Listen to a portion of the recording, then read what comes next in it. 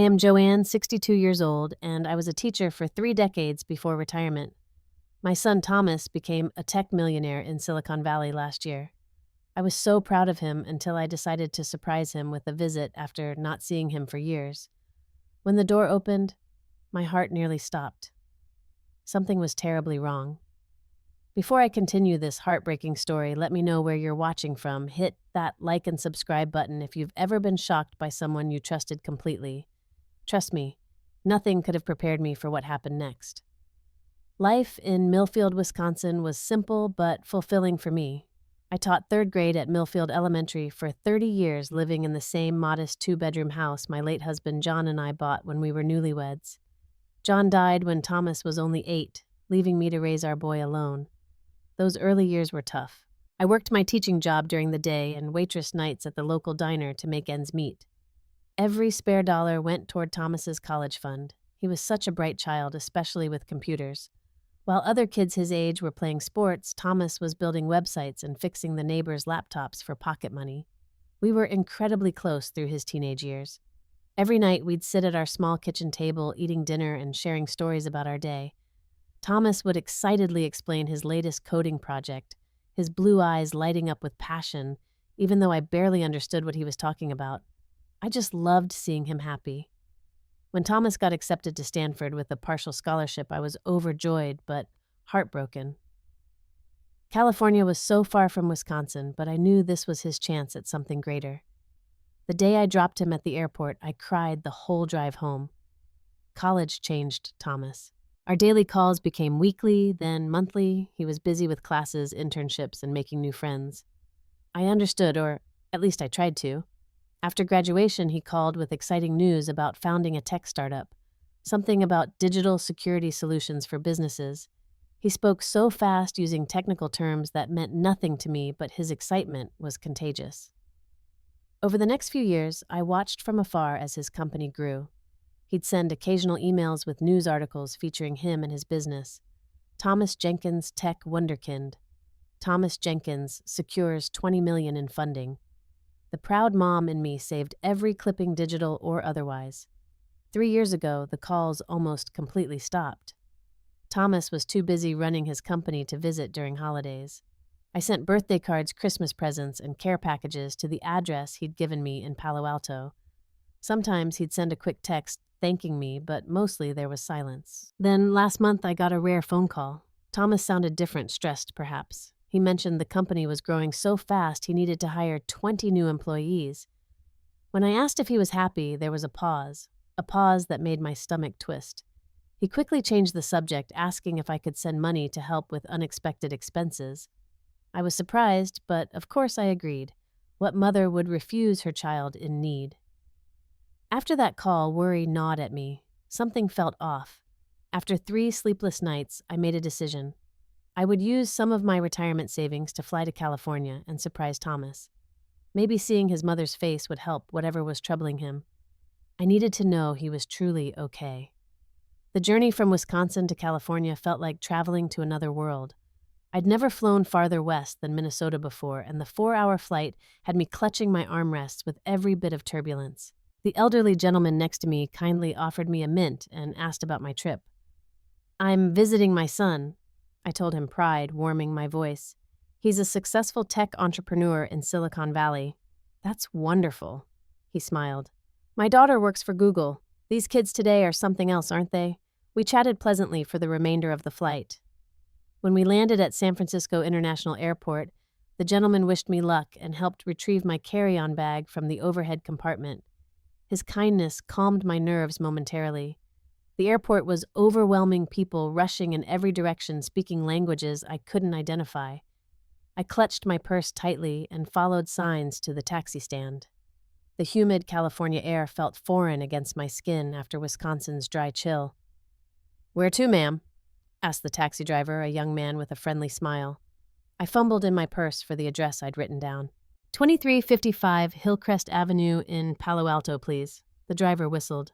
"Hillcrest Avenue. That's a fancy neighborhood. Visiting family?" "My son," I said, unable to keep the pride from my voice. "He's in the tech industry." "Aren't they all?" The driver laughed. "Must be doing well to live on Hillcrest."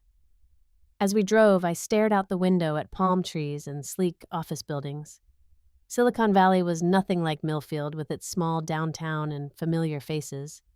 Here, everyone seemed to be hurrying somewhere important, heads down, staring at phones.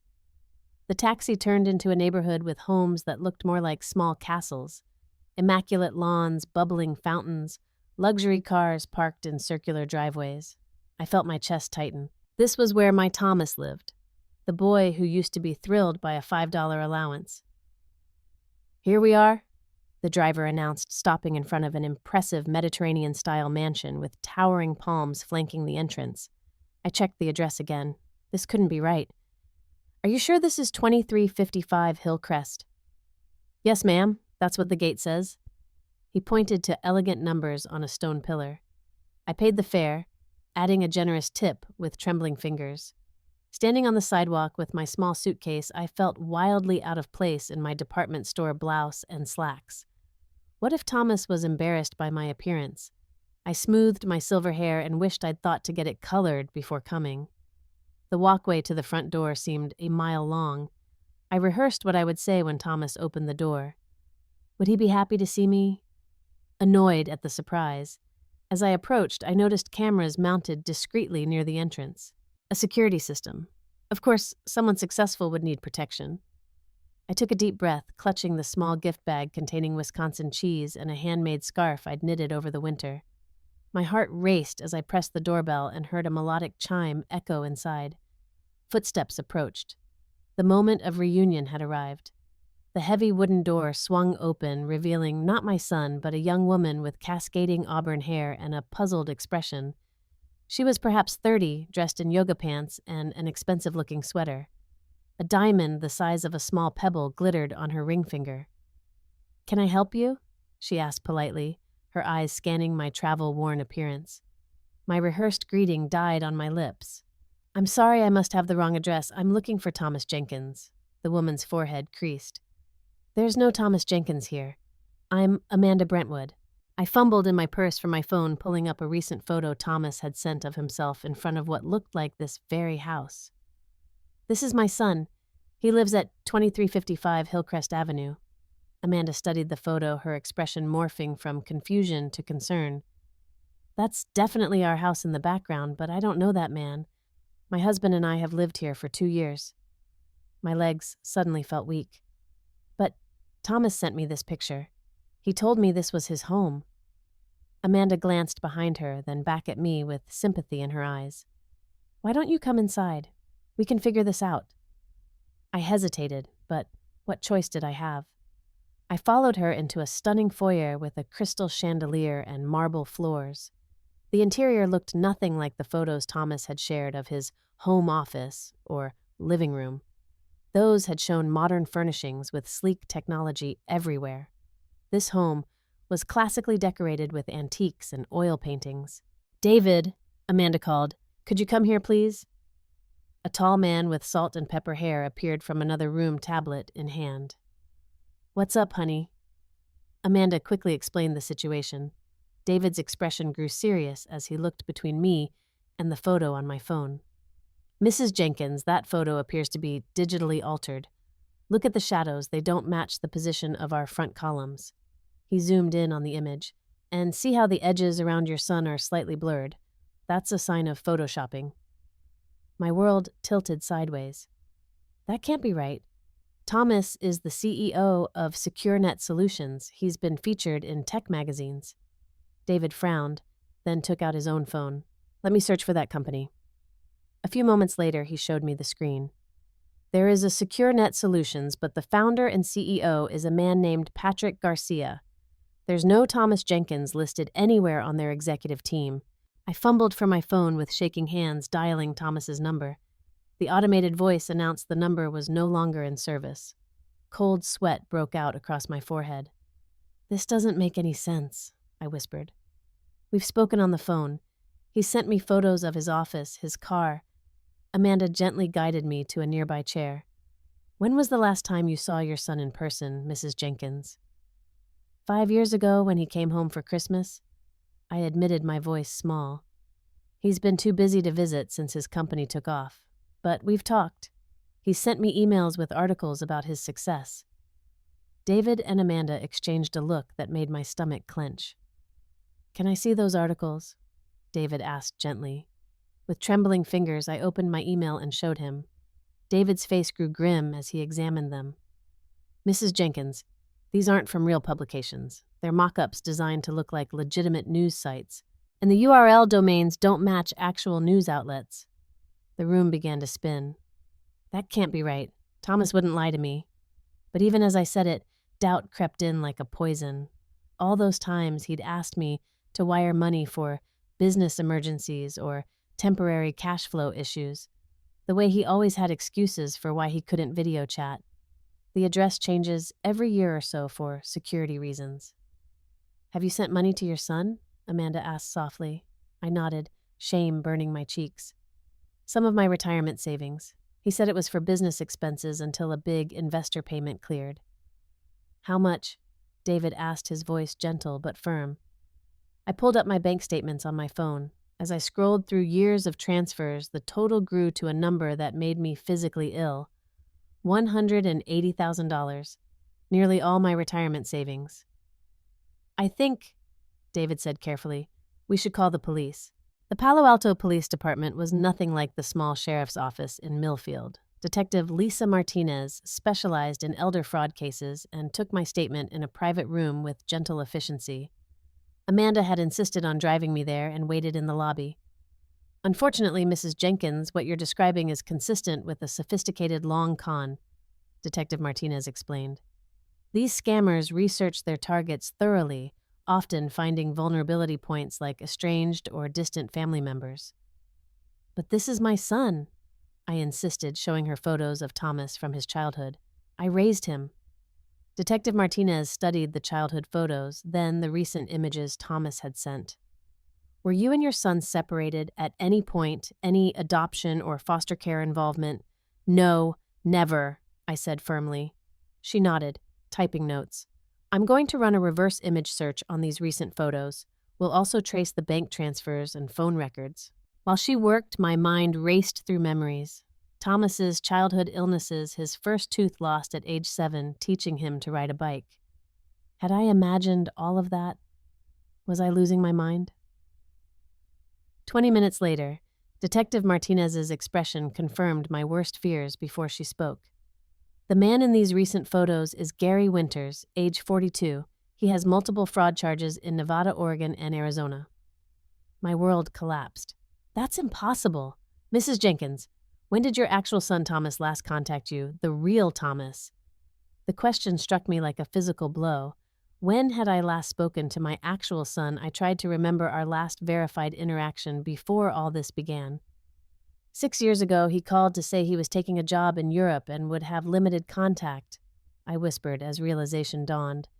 After that, everything was through email or text, or calls from this person claiming to be Thomas. Detective Martinez nodded grimly. "We'll need to locate your real son. Do you have his social security number or date of birth?" I provided the information mechanically, feeling as though I were moving through thick fog. According to our preliminary search, Thomas Jenkins currently resides in Berlin, Germany. He works as a software engineer for a German firm. My real son was alive in Germany while I'd been sending my life savings to a stranger pretending to be him. The room tilted dangerously. "We've traced the financial transactions to an apartment in Oakland," Detective Martinez continued. "We're preparing a warrant now." "I want to go," I said suddenly. "When you find this man, I want to see him." Detective Martinez started to object, but something in my expression stopped her. "You can accompany us, but you'll need to stay in the vehicle until we secure the scene." 3 hours later, I sat in an unmarked police car watching officers approach a dilapidated apartment complex that couldn't have been further from the mansion on Hillcrest Avenue. Detective Martinez and 4 officers disappeared inside, while 2 remained with me. The contrast between this rundown building and the luxurious lifestyle Thomas had described was jarring.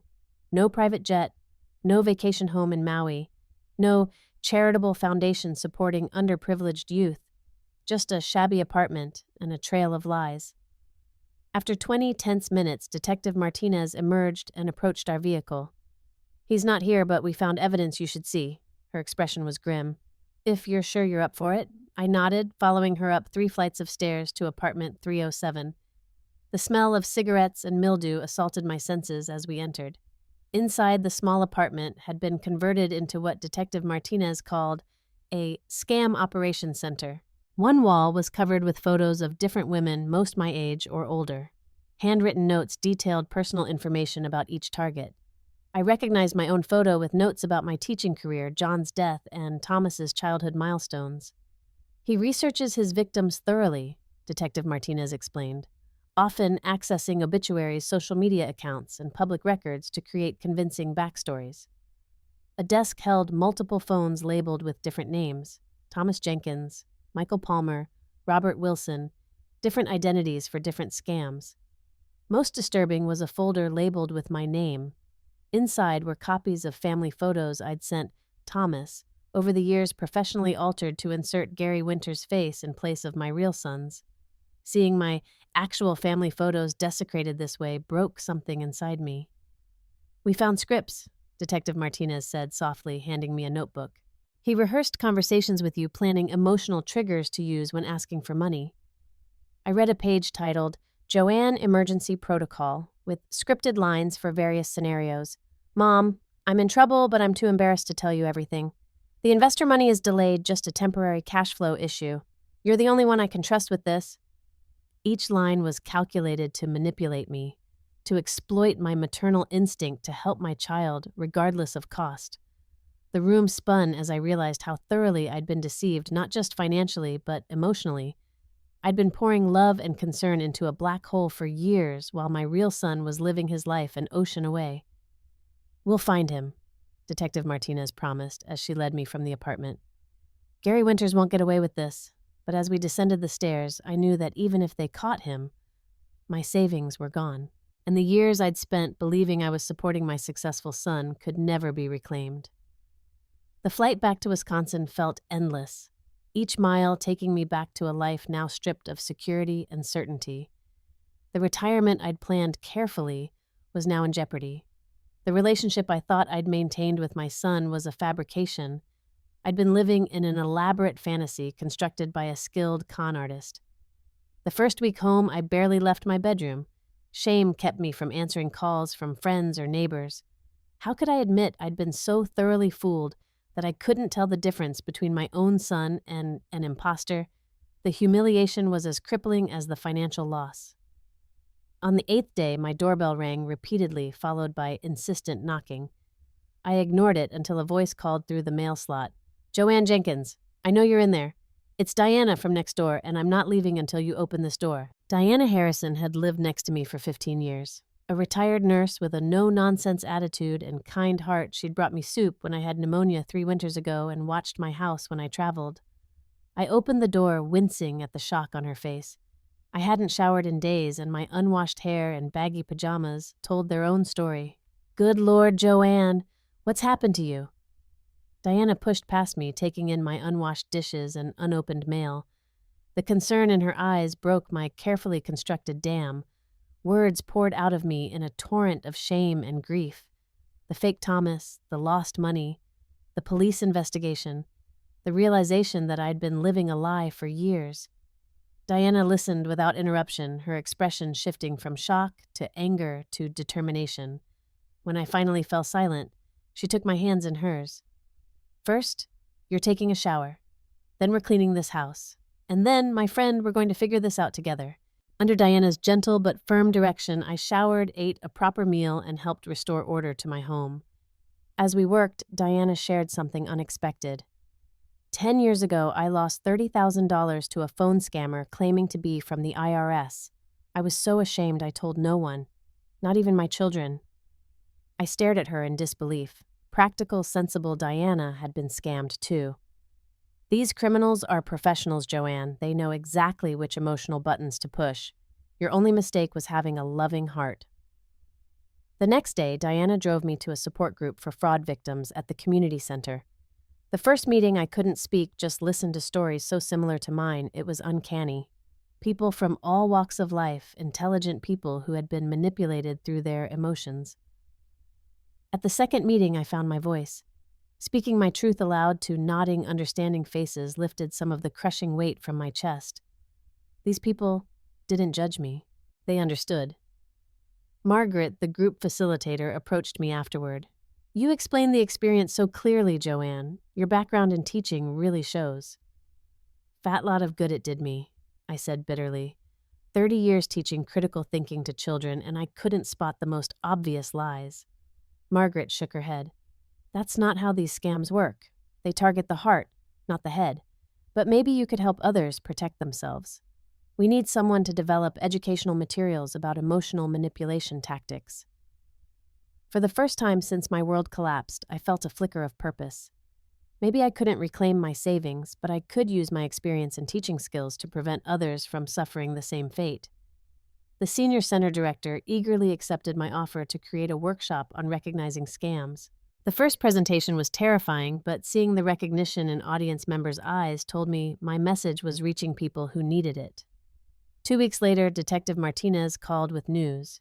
Gary Winters had been arrested in Florida, attempting to scam an elderly woman using a similar son impersonation scheme. They found evidence connecting him to 12 other victims across the country. I wasn't alone. I wasn't stupid. I had been targeted by a practiced predator. And for the first time since opening that door in Palo Alto, I slept through the night without nightmares. 6 months after my disastrous trip to California, I stood in a Florida courtroom facing Gary Winters. He looked smaller than I'd imagined, his confident smile replaced by a sullen scowl as he sat beside his public defender. The prosecutor had prepared me for this moment, but nothing could truly ready me for looking into the eyes of the man who had stolen not just my money, but years of emotional connection. The man I had believed was my beloved son. As I delivered my victim impact statement, my voice grew stronger with each word. You didn't just take my retirement savings, you took my peace of mind. You took my trust. You made me question every memory and relationship in my life. Gary stared at the table, refusing to meet my gaze. But here's what you failed to understand about mothers, I continued. We are resilient, we recover, and we protect others from predators like you. The judge sentenced Gary Winters to 12 years for multiple counts of fraud, identity theft, and elder abuse. As they led him away, I felt not victory, but a quiet closing of a painful chapter. Outside the courthouse, I met 3 other victims who had traveled to witness the sentencing. Women like me who had believed Gary was their son-nephew or grandson. We embraced, bound by a unique understanding of each other's pain. Patricia, a retired librarian from Oregon, suggested we keep in touch. We should channel this experience into something positive, she said. Maybe form an organization to educate seniors about these scams. That conversation birthed Trust But Verify, a nonprofit dedicated to fraud prevention education. We started small with workshops in our local communities, but word spread quickly. Senior centers, retirement communities, and eventually local news stations began requesting our presentations. I reconnected with Diana, who became my steadfast friend and eventually Trust But Verify's treasurer. Her nursing background proved invaluable when developing materials about the physical and emotional health impacts of fraud victimization. A financial advisor volunteered his services to help victims rebuild after financial losses. He helped me develop a modified retirement plan that, while less comfortable than my original one, would keep me secure. The most unexpected development came 3 months after the trial. An email arrived from Berlin, Germany. From Thomas, my real Thomas. Detective Martinez had located him during the investigation. He was shocked to learn what had happened and deeply apologetic for our lost connection. We arranged a video call the first time I'd seen my actual son's face in 6 years. He looked older with a beard now, but his eyes were the same. He explained that after moving to Europe, he'd become immersed in his work and painfully admitted he'd simply fallen out of the habit of regular communication. He assumed I was busy with my own life too, a mutual drifting apart with no malicious intent, just the slow fading that sometimes happens in families. Our relationship now is a work in progress. Monthly video calls, tentative plans for him to visit at Christmas, small steps toward rebuilding a bond that had weakened but never truly broken. Through Trust But Verify, I've helped dozens of seniors recognize scam attempts before losing money. Each prevention feels like a personal victory against fraudsters like Gary. Each grateful thank you helps heal my wounded pride. I've learned that trust once shattered can be rebuilt, but with stronger reinforcement. Verification isn't cynicism, it's self protection. And sharing my story, however painful, creates connection more genuine than any I experienced during those years of deception. The money is still gone. Some nights I still wake up angry about the retirement I'd planned versus the one I now face. But those moments pass more quickly now. I've found purpose in my pain and community in what was once isolating shame. If you've ever been deceived by someone you trusted completely, know that the fault lies with them, not you. Your capacity for love and trust is not a weakness, but a strength that the world desperately needs. Has something similar happened to you or someone you know? Share your experience in the comments below and remember to like and subscribe for more stories of overcoming life's unexpected challenges. Every story shared might help someone else recognize a scam before it's too late. Thank you for listening, and remember sometimes our greatest strengths can be found in healing our deepest wounds.